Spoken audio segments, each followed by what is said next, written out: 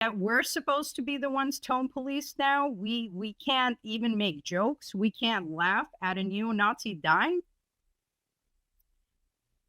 Just some identity politics, censorship nonsense where they want us to tone police each other. And I saw so many people in Nick's comments on his tweets trying to tell him he's being rude and, I followed you for years, but this is vile, man. And they're missing the point.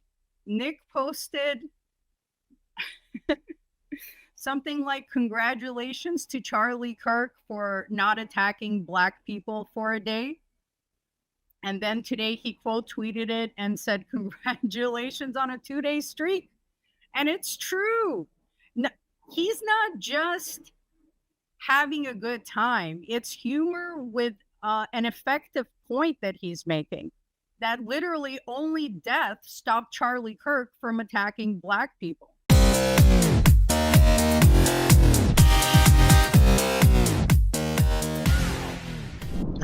Zoa, I gotta go into the office. Could you play a couple of TikToks for like a commercial break real quick so I can find this other spray paint and just bury it into the office? I'll just talk to them. All right. Thank you. I'll be right back, y'all. Hello, my friends. Hello, my family. I'll give you the Nick greeting. Straight from the chat, live on the screen. So I'm going to blow off some steam about this Charlie Kirk thing, hopefully without getting RBN into any trouble. I don't know what kind of psyop this is, but people are literally trying to shame Black people online for not mourning this fucking neo-Nazi. Charlie Kirk said that Black people are genetically inferior, that rape is a gray area. He wanted a white ethno-state. He was just a vile human being. And the fact that people are literally getting fired right now, and people are getting fired. Even a friend of mine is saying that people got doxxed at his office for posting jokes about Charlie Kirk. So it's outrageous. The establishment is definitely fucking with us somehow. They're definitely going to limit our free speech. And technocracy is going to be ushered in through Palantir and all of these assholes. Make sure you guys tune in today at 7 p.m. Eastern time. Nick is going to have Haas from ACP on, and they're going to be discussing this. Nick Fuentes, who is also demanding censorship online right now, and the ACP party, what they're doing, what their mission statement is, and just clearing up some misconceptions and some education on communism, which is always good. They're going to discuss theory and the problems with DSA and the Western, very online so-called left, who still espouses a lot of liberal tendencies and want to play identity politics and play into the establishment game of divide and conquer instead of understanding worker solidarity and building a unified movement against the ruling class. If there's something you guys want me to discuss in the chat, let me know, because I wasn't planning a segment. Just filling the time until Rome comes back with his paint can. I personally have been having a great time laughing at all of the jokes. Dark humor is a tradition of the working class. We are all struggling, so humor is the one free thing that they cannot take from us. And the fact that laughing is now being considered a crime and people are losing their sources of income over it is absolutely outrageous. I'm actually really pissed at the things that I'm seeing, even from some bigger podcasters and people who generally tend to be on the right side of analysis. They're also coming out saying that they're so sorry for Charlie Kirk and his family. And of course, it's so human loss of life is always going to be tragic. But the reason his family and kids witnessed that event is because he's bringing young children to an event where he's spewing hatred. Why were they there in the first place?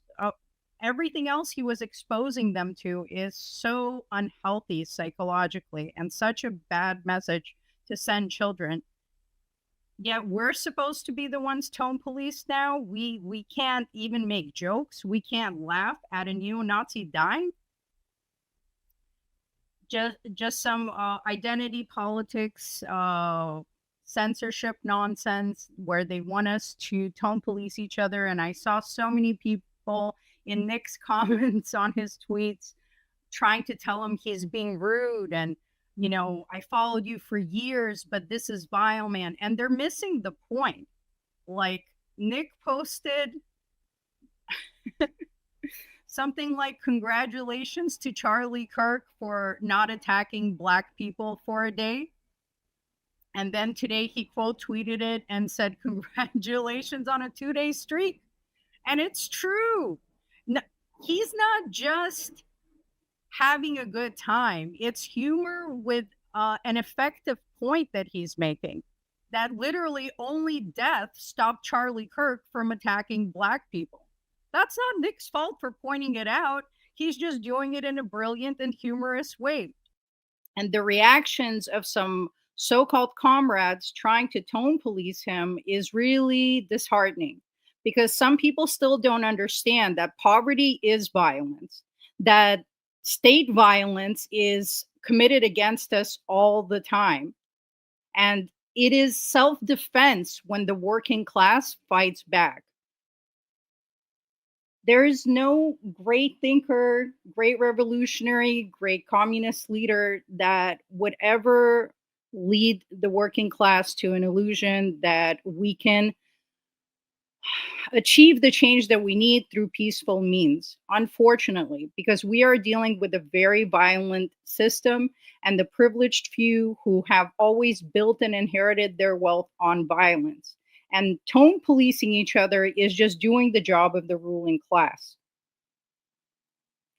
We should know our enemy, and our enemy is on yachts. Our enemy has 6 different mansions. Our enemy is stealing our wages in order to hoard money and power, and they love nothing more than to see us fight each other. And the best weapon to fight the ruling class is always solidarity.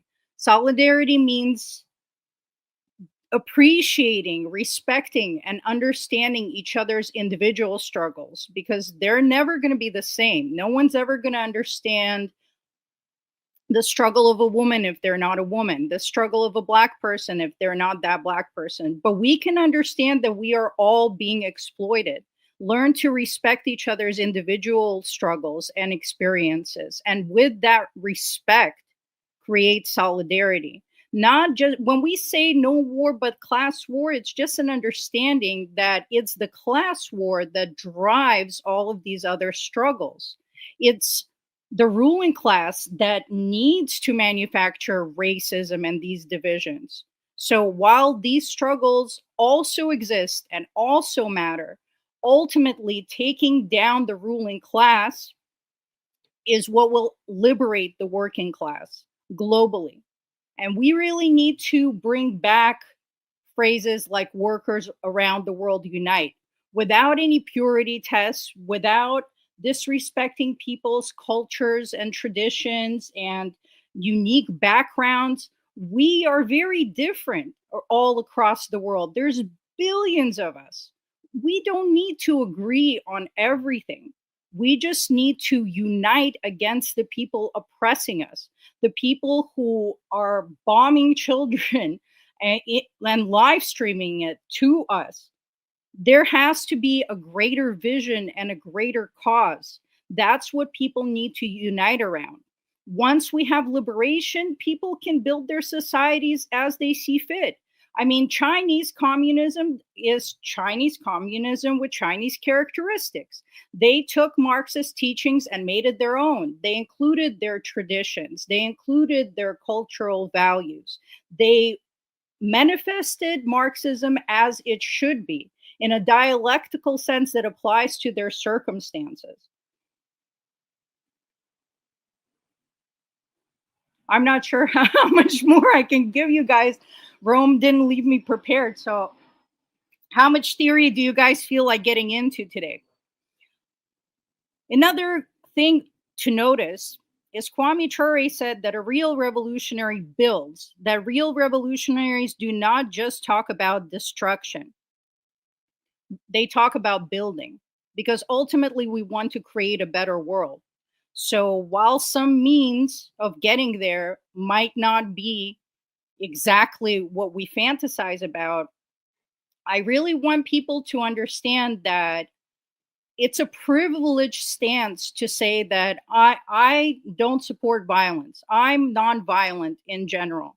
I understand that sentiment. I'm a good, loving person. I hate to see people get hurt, but they neglect to understand that the only reason they can have a stance like that is privilege.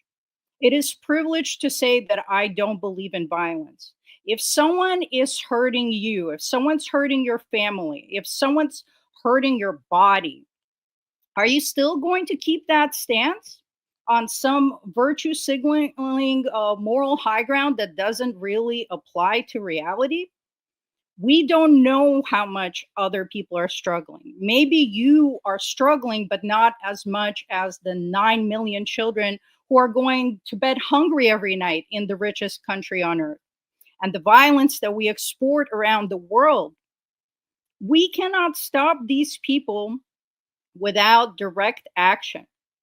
And my hope for the working class is that we can organize around our common interests and create a general strike.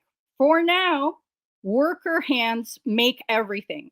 There is nothing that you have in front of you. There is nothing that you have next to you. There's nothing that you use in your life that wasn't built by workers. And as automation is setting in, automation has great potential to serve the working class and create a better life. But as long as the ruling class is in charge, automation is going to be used against us. And we won't be able to leverage a general strike the way that we can right now. Welcome back, From. Oh,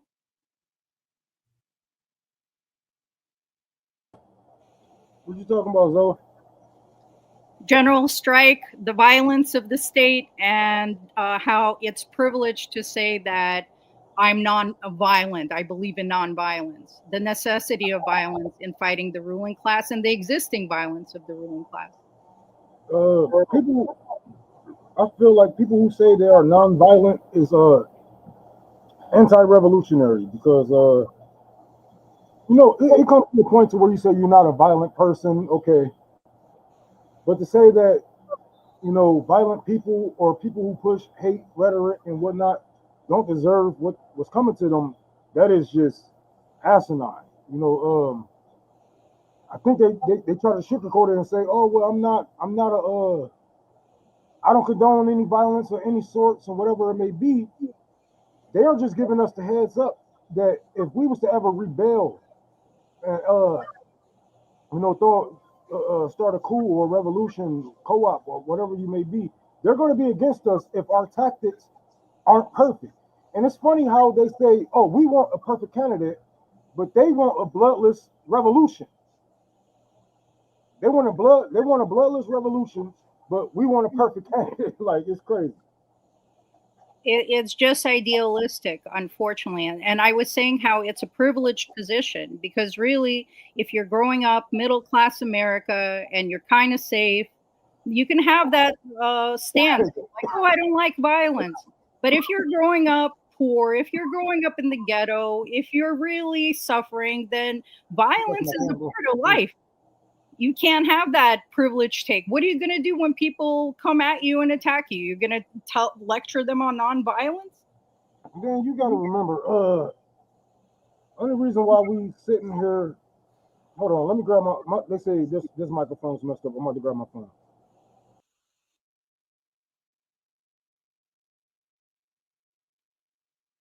But if you people really support nonviolence, then support a general strike. You know, that's going to be the best way to leverage our labor to force the Yeah. system to change. Hello. Can you hear me?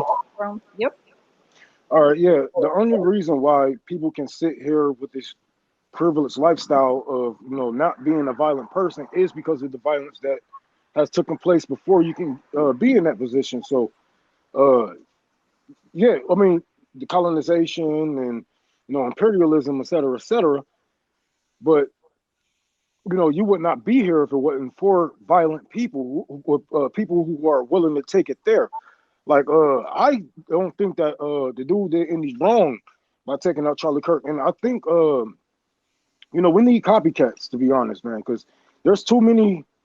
There's way too many people pushing hate and getting away with it. They are getting sponsors and you know $1 million deals. I think that type of person is too dangerous to keep alive. And people can say the same about me from the other side. It is what it is. But I know what I got coming to me if something ever happened, the right wing ever come to me, et cetera, et cetera, et cetera, because of what I push and my beliefs. But if but I'll be good with my death. You know what I'm saying? People be like, all right, Rome did his thing. It ain't gonna be like Charlie Kirk where motherfuckers be like, oh, all he did was push hate. All he did was do this. All he did was do that. It just ignores the violence of the system that already exists. I know my black friends, when they get pulled over by cops, they have to be nervous if they're coming home that night. That's violence. That's the reality that people are living in, and some people are too privileged just to understand what living like that means. Yep. They but I'm gonna keep it real. A lot of them understand what needs to take place, but they are not willing to sacrifice their position in this capitalist hellhole. No matter what they may be. Because you know, to a liberal, to somebody who's right leaning, whatever, a revolution to them is us going out and hurting everyday people. They're not too clearly educated on revolution, how it may look, how it's going to take place, and who the targets normally are during a revolution. They think since we hate people to the right of us, everybody has to die. But that's not the truth because I'm a communist. If that was the case, everybody has to die. If I was just going after everybody on my right, you know, so they try to say, oh well, you know, it's not that I don't believe in a revolution or communism. It's just good on paper and not on theory. I mean, good on paper and not in real life, and all these fucking talking points, while actually knowing the fucking revolutions that's going on around them right now. It's a sad state of the working class. We've literally been domesticated and neutered by the ruling class, who teaches people that America won World War II, and that's not what happened. I see it. I'm a teacher. I see them teaching false history to children. They're trying to say that colonies established here by Spain, that indigenous people were just volunteering to be a part of these colonies. They don't talk about the brutality, the murder, the head chopping, the real history of Thanksgiving. You know what they really did on Thanksgiving? They massacred indigenous people. Then they kicked around their heads like soccer balls. It was a disgusting, disgusting colonialist project day that they've perverted into a mandatory holiday that all of us have to take off and then sit around a table worshiping a turkey. And you see the lie of young man going to the right goes right with this because the truth is young men and women are going to socialism. And the last thing that they need while everybody is leaning towards the left, we have people that's openly supporting Hamas. You know what I'm saying? It's just way different from the 80s and the 90s. Now you have kids that has woken up to this, and you know, the last thing you want to teach, especially a young impressionable white kid who's already leaning to the left, who's already calling himself a socialist, or have kids and he calls himself a socialist. You don't want his kids to learn what actually happened, because if we teach if we teach the white kids what actually happened, what their true history is, then they're gonna grow up like what they say, the white guilt. But I don't think it's white guilt. I think it's acknowledging the atrocities that has went on, and you know, your people that let this shit happen. But the last thing that they need is an educated proletarian. Ronald Reagan said this shit. I mean, all these people defunded the schools and defunded the library. So yeah, they need that shit. They need to push their propaganda. But we got to be, you know, the gatekeepers of this shit, and let them know, you know, once you get out of school, you know, Jay-Z got this one line. I don't know where he get it from. But he said, life starts when the church ends.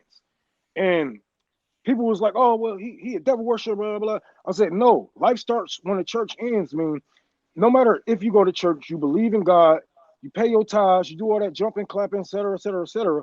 Once you step outside, you still got bills to pay.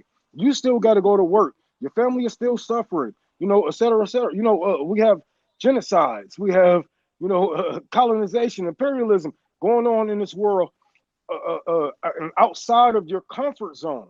So once you get out of these schools, that's when your life really starts. That's when you really start to learn things. Because if they learning that slavery wasn't real and people just, you know, just wanted to be enslaved for some fucking reason, I don't know. Maybe they got a kinky ass, you know what I'm saying? Maybe they just kinky as hell and they just want to be chained up all motherfucking day. I don't know.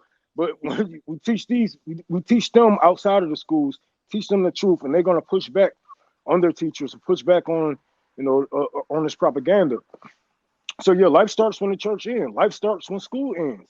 You know, life starts when you get your ass on this ground. Because what are, I mean, we're gonna leave our kids to be educated by these people. And I remember one around what was this, like last year or so, or I think it was like last year or so.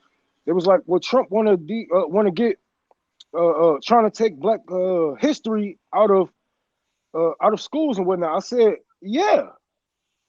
Why do you depend on these people to teach your children? Why would you expect the colonizer to teach your children the truth of his past?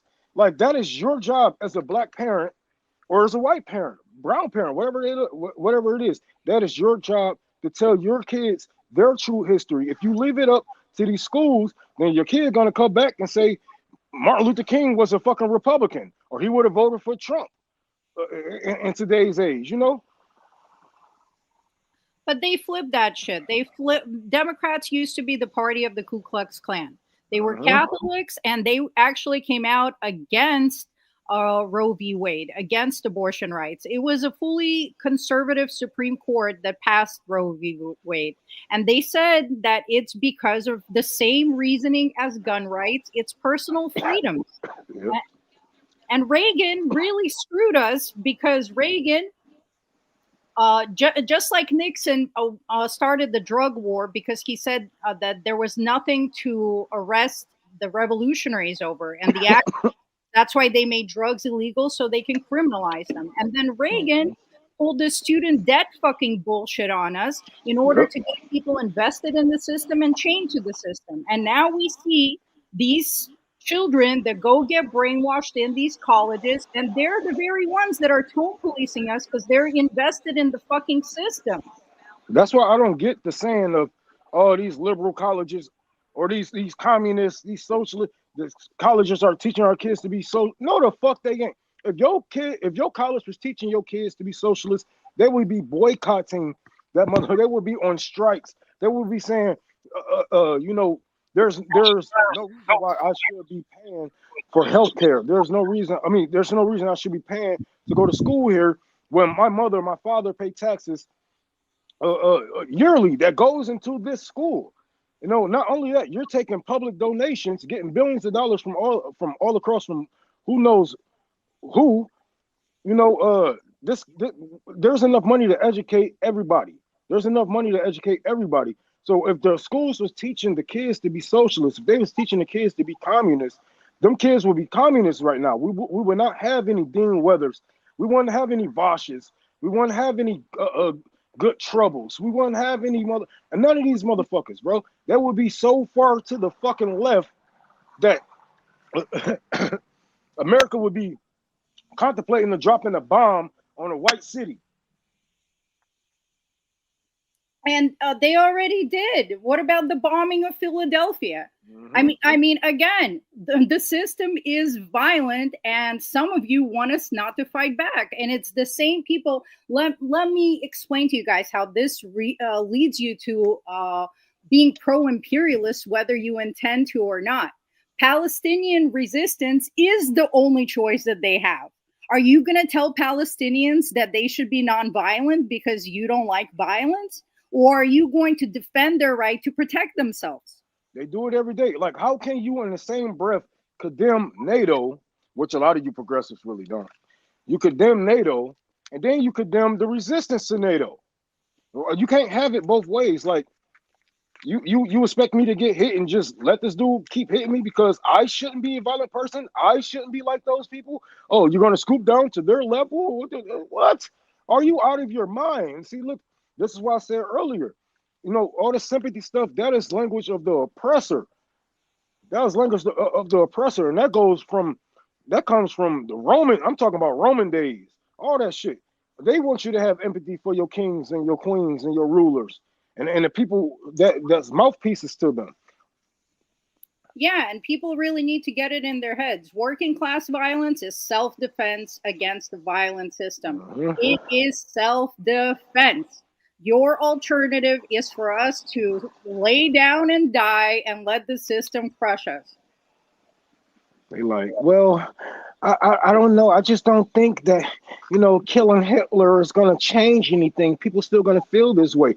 Hey, you still put a 12 gauge in his face. Do you still feel that way?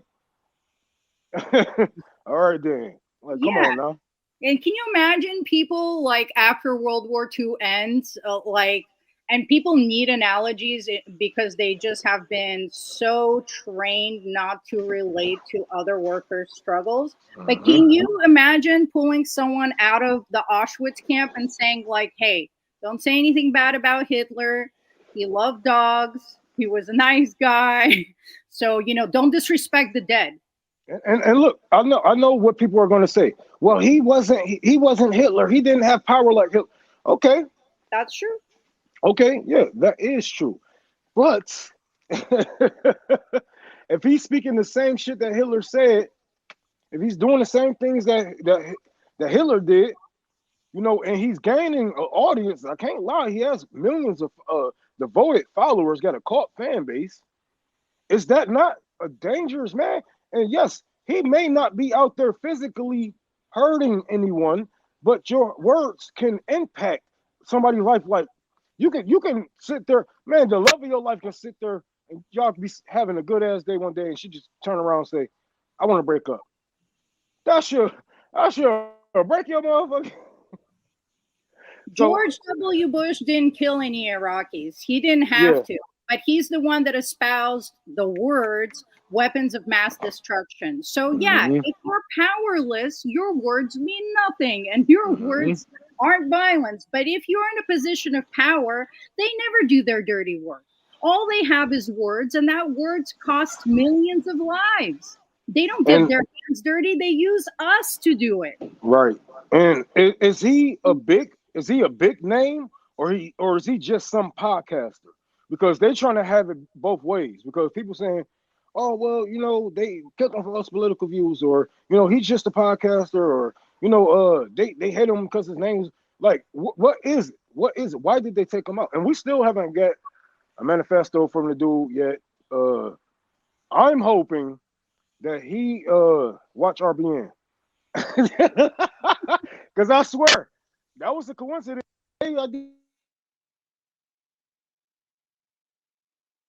Rome, your audio went out. The next day is, yeah, my bad. Somebody calling me. But the next day he got clipped. That shit was crazy.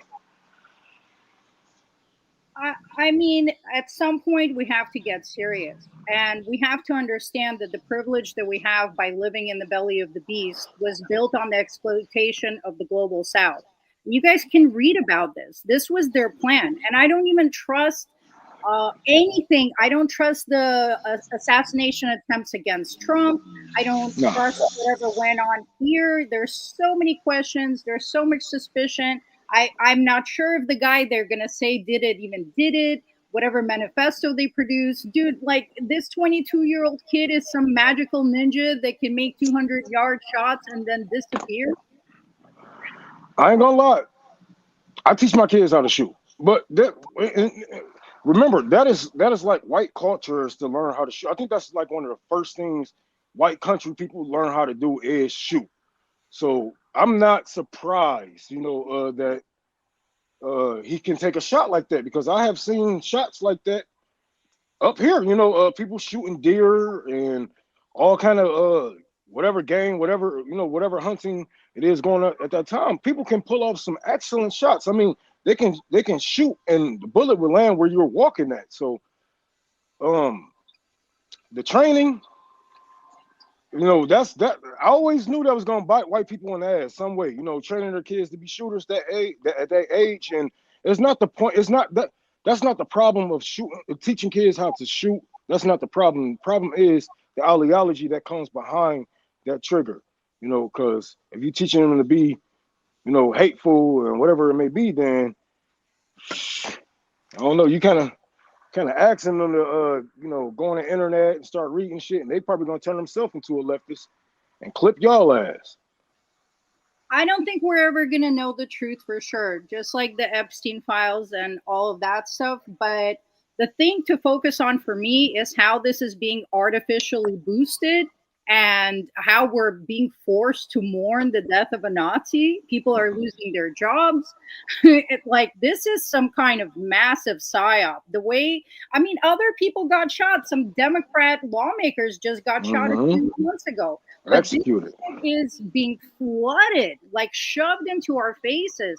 So it feels too artificial, and the establishment is up to no good. And they're already talking about censorship, getting people fired, saying they'll take your business license if you posted jokes about Charlie Kirk. We're making humor illegal now. Yeah, I don't think the court's gonna go through with that. I don't think the court's gonna go through with that. They're gonna be like, all right, y'all tripping, but they're just trying to double down. They just needed a scapegoat, and yeah, it's real. Will definitely kill Charlie Kirk. Why not? And he really means nothing to America because America, they'll always find another a white boy to speak bullshit. Like that's you can literally go in any white town and pick that motherfucker out of a random line, put him in a suit, and put him in front of a podcast mic. Boom, there you go, 1 million followers. Like he come down and dodge it. It really don't even matter. So yeah, get rid of him. We just make somebody else take his place. Yeah, and the people saying that it's just a difference of opinion are either uninformed or spreading lies, because literally yesterday I saw a black professor write a very passionate post about how Charlie Kirk put her on a list, apparently on his website. Hit list. Made a targeted, digital hit list, and she was harassed at her home. Her boss's office was flooded with nonstop phone calls calling for her to be fired. So Charlie Kirk caused for people to lose their jobs, to get harassed, endangered their lives, and that is real life consequences. So this wasn't just some guy with a different view of the world. Hey, he died. He died the way he wanted to. I mean, the dude literally said, like I said at the beginning of this clip, at the beginning of the show, he literally said he wanted public executions for kids to witness. Did he not get what he wanted? I don't know why people are complaining. Why are you complaining? He got what he wanted. He wanted public executions for kids to watch. He got publicly executed in front of his children and his wife on national TV. Boom. Got what you wanted. You die how you live. I don't know what is the thing? What are we talking about here? Why are we complaining about people making fun of him? He wanted no empathy. He wanted no sympathy. Are we not giving the man what he wanted? I mean, in the funniest way possible, too. Like, Man, honestly, the jokes are incredible. I've been laughing my ass off, like ugly crying laughing. Some of these jokes are so fucking funny. Man, Black Twitter is on fire. I ain't gonna lie. But even Black Twitter starting to say like, oh, y'all niggas ain't leftists. Like they starting to see that shit. Like y'all niggas ain't leftists. A lot of y'all black people, you know, sitting here making videos crying for this nigga. Nah, Crying It- for your oppressors. man, Sad. I can't. What when Donald Trump died? Oh yeah, they're gonna be doing the same thing. When Donald Trump died, liberals and progressives are gonna say there's you shouldn't laugh at this. This is a sitting president and da da da da da. They're gonna even if Donald Trump don't die, if we get JD Vance or somebody who's to the right of Trump, then they're gonna do him like they did Bush. 100%. We're going to see Michelle Obama handing little candies to Mhm. Trump at the next like little presidential gathering He because gonna, their class interests align. That's what people don't understand. They can play like they hate each other in public, but ultimately, are they willing to lose their status and wealth in order to create a more equal society? Or do they all see us as ants that are disposable and that they can exploit and crush until eternity to maintain their status and privilege? even that motherfucking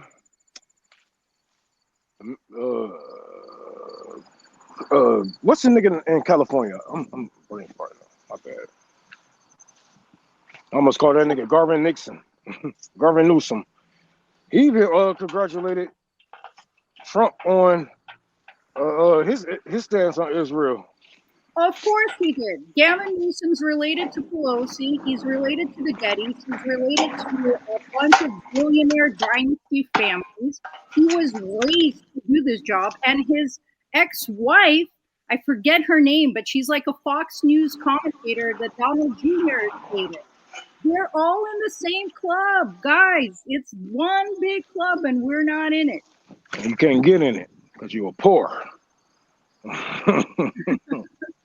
And all we got is jokes. Working class is always great at jokes. That's how we get through the struggle, is by fucking laughing. And they're trying to shame us and take that away from us. Like, no joy. Not for you. You're too poor to have joy. Yeah, you have to cry at the guy that referred to you as subhuman. Like we have to have civility politics. They don't have civility politics. They At could all. care less if we live or die. That goes, man. And I know all you black motherfuckers, y'all annoying Barack Obama saying something. Y'all annoying Kamala Harris coming out and saying something. I know you motherfuckers voted for her. I know you motherfuckers voted for Barack. Y'all still got his picture hung up. What y'all got to say? We've been telling y'all on the left this whole time. Barack Obama is a white supremacist. How can you say that about the first black president of the United States? First of all, that sentence right there sounds like a motherfucking oxymoron itself. First black president in the United States. Yeah, okay. How black was you, nigga? Can we get reparations? Hell no. Mm-hmm. Oh, these people aren't ready. We got to keep educating.